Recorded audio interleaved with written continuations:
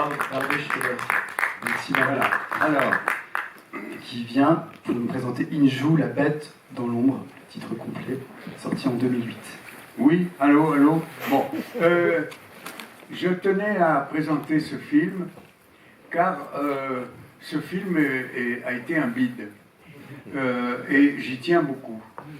Et ça a commencé par Raoul Ruiz, un ami, qui m'a dit « Tiens, voilà, je crois que j'ai un sujet pour toi. » Et c'était donc La bête dans l'ombre d'un écrivain des années 20, japonais, qui était une histoire qui marchait tellement bien qu'il y avait déjà eu au moins 3 versions cinématographiques de ce film, en japonais bien sûr.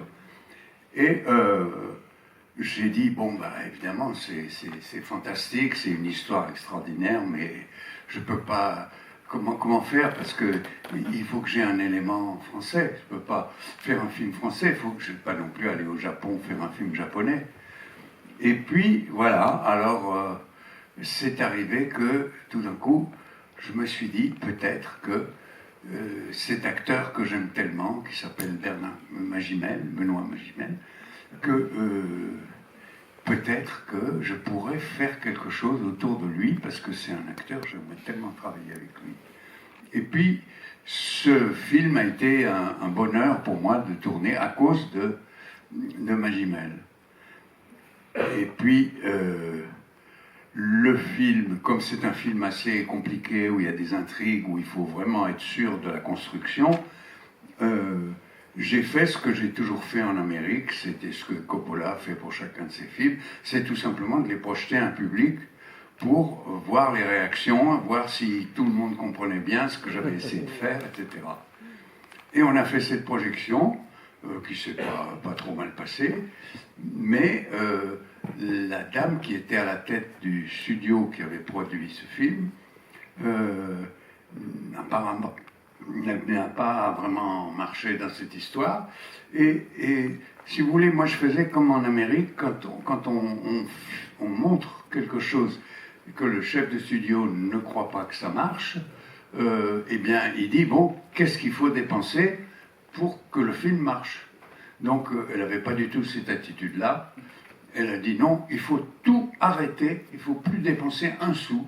Pas de bande-annonce, pas de rien, aucune dépense, il faut tout arrêter.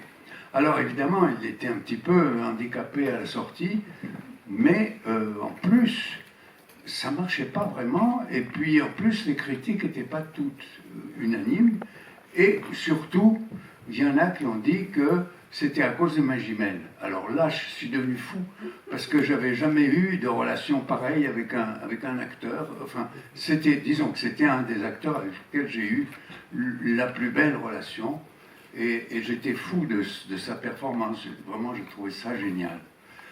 Alors, donc, c'est un film sur lequel j'ai beaucoup de mauvais souvenirs à cause du résultat, de l'accueil du résultat, ou comme les choses qu'on a dit, les choses qui sont passées. Alors j'ai dit, si on fait tous mes films à la Cinémathèque, je veux venir le défendre avant la projection, pour dire, voilà, ça c'est un film auquel je crois, c'était une aventure importante pour moi. Et puis, il y avait aussi le fait de tourner au Japon. Personne n'a jamais été tourné au Japon, un film qui est pratiquement à 90% tourné là-bas, et avec une équipe à 90% française. Tout ça s'est jamais fait. Les Américains qui se sont amusés à vouloir tourner au Japon ont renoncé et sont revenus à Hollywood pour reconstruire les décors qu'ils avaient déjà utilisés au Japon, c'est-à-dire qu'ils ne sont pas arrivés.